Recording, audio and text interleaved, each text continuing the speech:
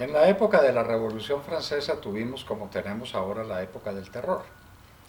En aquella ocasión marcharon con destino a la guillotina centenares y millares de personas inocentes que tenían que morir porque así lo ordenaba el jefe máximo de la revolución en ese momento, Maximiliano Robespierre, un hombre intachable de una conducta muy limpia, que se hacía llamar a él mismo el incorruptible.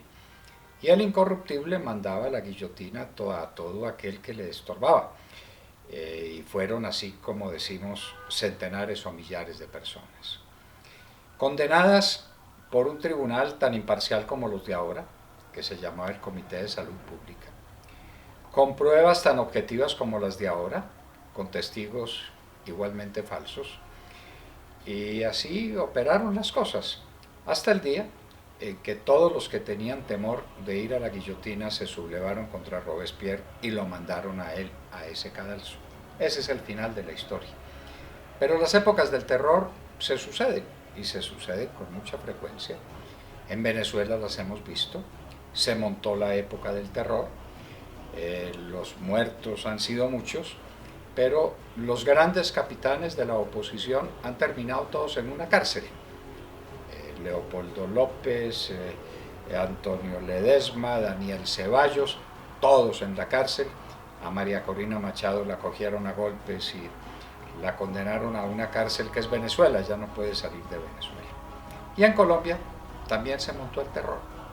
Y el terror se está ejerciendo de manera implacable.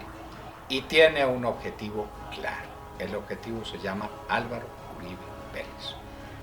Según los colombianos, desde luego, a ese voto nos sumamos con entusiasmo, el mejor presidente que ha tenido Colombia en toda su historia.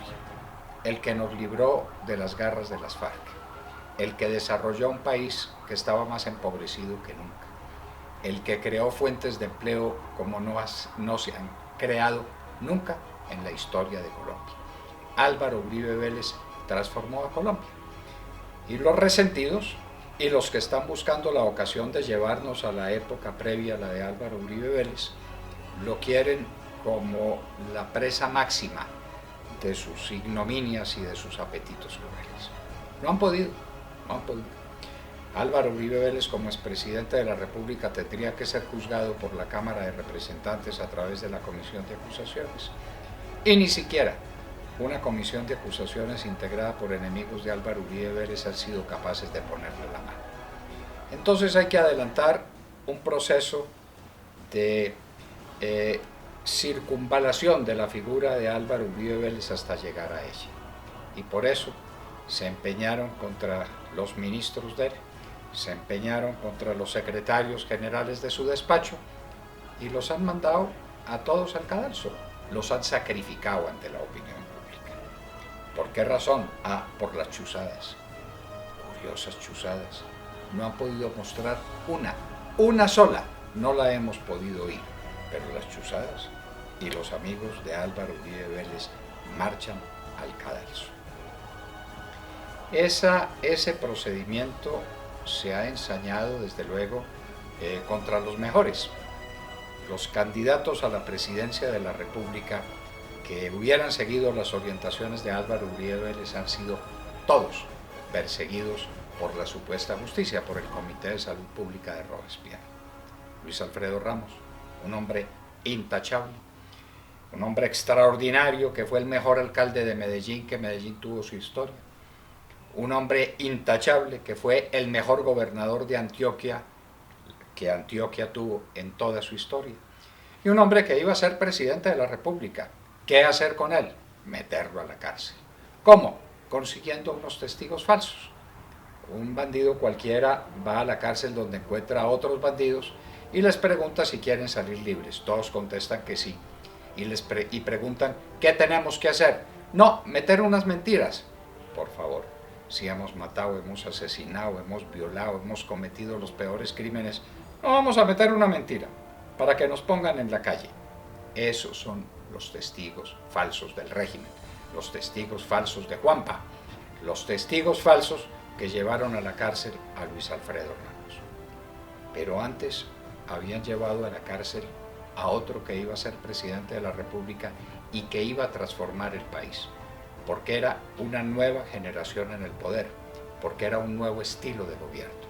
Un hombre extraordinario, formado académicamente en las mejores universidades de los Estados Unidos, PhD en economía, un gran conocedor del campo colombiano, un hombre humilde que fue soldado de la República y que era el gran batallador de las causas uribistas, Andrés Felipe Arias.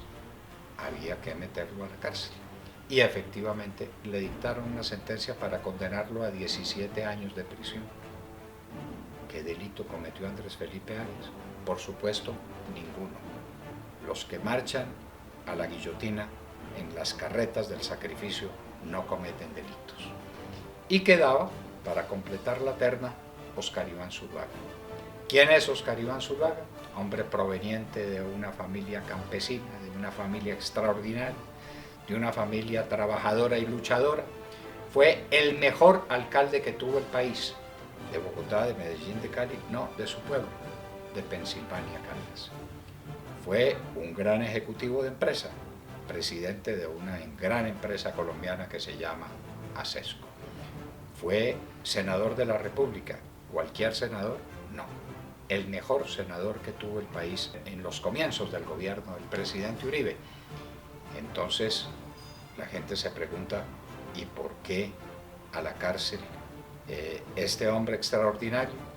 Pues lo mismo, con testigos falsos, con un tal hacker, con otro invento que se hace el Comité de Salud Pública, que en Colombia se llama la Fiscalía General de la Nación.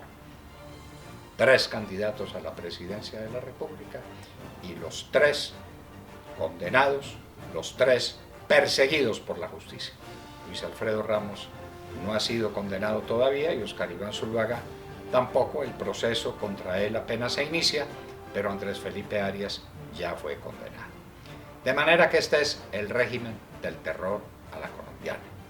Un régimen del terror que comprende otras cosas, porque hay que tocar a Álvaro Uribe Vélez, hay que tocarlo por cualquier parte. El pueblo colombiano no puede seguir a ese hombre. A ese hombre hay que desaparecerlo, a ese hombre hay que sacrificarlo. Quien les está hablando ahora no vive, sino que es un sobreviviente. Recordarán algunos, los que no lo recuerden lo deben saber, que a mí me pusieron una bomba.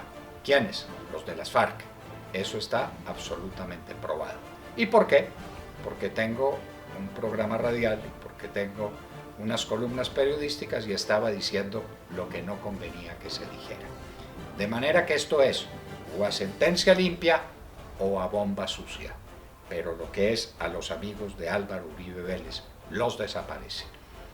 Y como no ha sido suficiente, tocan a su familia.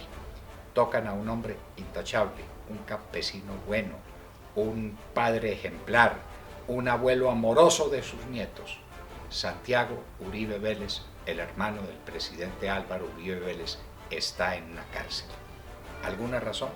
Ninguna. Procedimiento: el falso testigo. Y para terminar, son los hijos del presidente Uribe. Cargos contra ellos, que son muy trabajadores, que son luchadores, que estuvieron en este país en los momentos más difíciles del desarrollo colombiano, con especializaciones en el exterior, gente intachable. Delito ser hijos de Álvaro Uribe Vélez. Colombianos, ¿por qué este odio y por qué este sacrificio? Porque a ustedes les quieren quitar el norte, la guía, el faro que ilumine su porvenir, porque les quieren quitar la esperanza. Y para robarles la esperanza hay que acabar primero con Álvaro Uribe Vélez. Y como no han podido con él, hay que acabar con su entorno, con bombas o con sentencias inicuas. ¿El objetivo, Álvaro Uribe Vélez? No, el objetivo usted, ciudadano, que se va a quedar sin guía, sin orientación, sin fe, porque antes de acabar con el país, hay que acabar con los que pueden defender al país.